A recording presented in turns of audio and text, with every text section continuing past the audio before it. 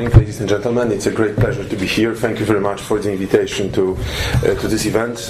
What's quite special about the subject is that most of us actually could relate to it very personally, and I just realized actually my children are playing in Club Penguin. It was just under French name, so I first didn't realize. And in fact, I can attest nothing bad happened to them. Well, and again, just the last personal note, I was just last weekend struck by a case where basically my son, who is playing on Minecraft, some of you might know it, his house has been broken into, vandalized, objects were stolen, and I mean, it was a real drama. It really hurted like it happened in real life, and this is, and I'm serious, it really hurt like it was real life, and without us parents, taking action and then thinking how to actually have a discussion about it in school, it's really something that we just cannot afford, just, because it's a different world, it's computers, and it doesn't matter. It does matter profoundly. Now, I represent the Commission department that reports to Commissioner Malmström. So, in the broad area of issues related to child online, we deal with the, I would say, worst part, the issues that are not just harmful but illegal to child sexual abuse. And I would just very briefly run through a couple of points that I would like to put forward for the discussion. First of all, you probably most of you are aware, last end of 2011 there was a directive adopted by the Parliament and the Council. It actually followed a very intensive debate, among others, about the issues of child pornography online and the websites. There was an important compromise being reached, which basically I think what is most important is technologically neutral, so the member states are obliged to remove websites images. At the same time, the blocking that has been successfully used by some member states is allowed as a legitimate measure, provided that is subject to various safeguards. But what actually is happening, and that is I think was very much clear in the first presentation, is that technology is moving. So really, we don't know yet with what type of needs and responses we need to come up. And one specific issue that we observe, obviously, is that child pornography is moving deeper and deeper into less penetrable parts of internet, where it's becoming more and more dangerous. And again, this was part of the directive, I would say non-conclusive. It is absolutely obvious for all those who deal with issues of child sexual abuse online that without police being able to use covert operations, we are basically unable to do what's the most important, that is to identify perpetrators, prosecute them, and through that also identify and rescue victims. This is a subject, again, which makes many people feel uneasy. Indeed, there are risks related to the fact that police might be, for example, in order to really identify perpetrators, pose as pedophiles. But again, practice shows this. Without that, we will not be successful. So I think this is also, a matter for reflection, also for the future. At this moment, we have a sort of a compromise which basically says, as long as a particular member state allows for covert operations, they should be also applied in this context. Now, the issue that I really want to tell you most about is the Global Alliance Against Child Sexual Abuse Online. This has been the initiative of Commissioner Malmström and US Attorney General Eric Holder, which basically grew out of a conviction, I would say partly a frustration, that a lot of useful initiatives take place, both at the level of governments, at the level of industry, civil society. More needs to be done.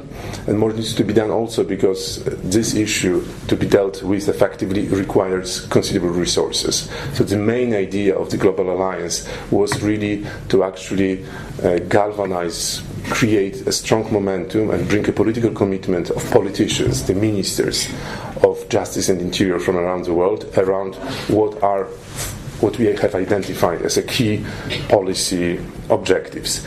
So basically the whole exercise started early last year, where in the European Commission we basically started to reflect what are really key policy issues that we need to address. We had a number of meetings with the experts from member states.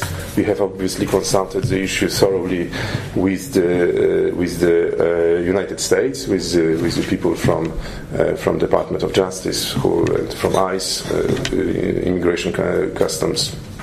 enforcement agency, the specialized agency dealing with child sexual abuse, to really identify those goals. And those goals have been then reflected in a declaration of the Global Alliance and also in the guiding principles. So the whole construction is the following. We have identified 4 policy targets. First one is about identification of victims and ensuring that they receive necessary assistance and support. And I would say, again, I think it's extremely important to stress that it's on purpose put first, because obviously in a traditional law enforcement approach, the natural concentration of resources is on actually identifying the criminals. It's not on victims. So that, of course, obviously, for the point of view of child sexual abuse, is of critical importance. Then, to make sure that we are able to successfully identify and prosecute offenders. This is target number 2. Number 3 is to increase public awareness, which is a lot of what you are actually doing here. And finally, it is reducing availability of, physically reducing availability of child pornography, if one can talk about physically, reducing child pornography availability in the internet. So we have tried to basically put forward some operational goals and to make it to the extent possible quantifiable, so that in a way we can also make politicians accountable over a certain longer period of time of how we really move towards this broadly defined policy target. So, for example, for identification of victims, we have put forward the idea that the number of identified victims that are held in the Interpol database, which is the main sort of global tool for identification of victims, would be sort of growing 10% annually. Anyway, there are operational targets for operational goals for all these 4 targets. There is a list of actions that the countries participating in the alliance may choose from, and this is also, in the spirit of actually no one size fits all. What really means is the target, is the goal, is not how you reach there, because there are all sorts of specific situations that have to be taken into account.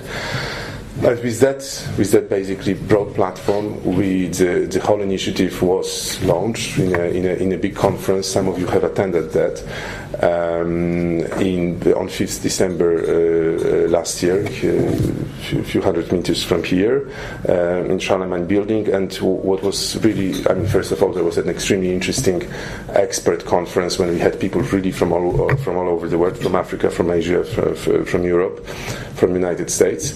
And then, which was the highlight of the day, was actually the personal pledge by ministers representing majority of the countries that decided to participate in the alliance. 48 countries, that includes obviously all EU member states, and very importantly, we had some key countries from Africa and Asia, such as Japan, Thailand, Korea. From Africa we had Nigeria, South Africa, Ghana, and that was really the highlight. Now, it was actually, I must also personally say that the testimony given by Drew Osserban from Department of Justice from US was probably one of the best ever heard.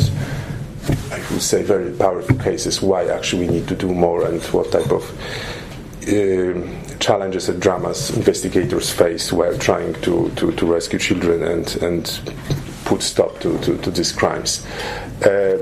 With this momentum gained with the Global Alliance, we really have to make sure it was just not once-off event. So basically the idea is that now we will have a light reporting mechanism, whereby basically countries who decided to participate in the alliance would announce what actions they have already taken, and most importantly, what actions they intend to take in the following 2 years. And U.S. Attorney General has also made a firm commitment that the next conference of the alliance would be held in December 2014 in Washington. Now, it is very important to stress that Global Alliance is not yet another initiative trying to sort out practical issues.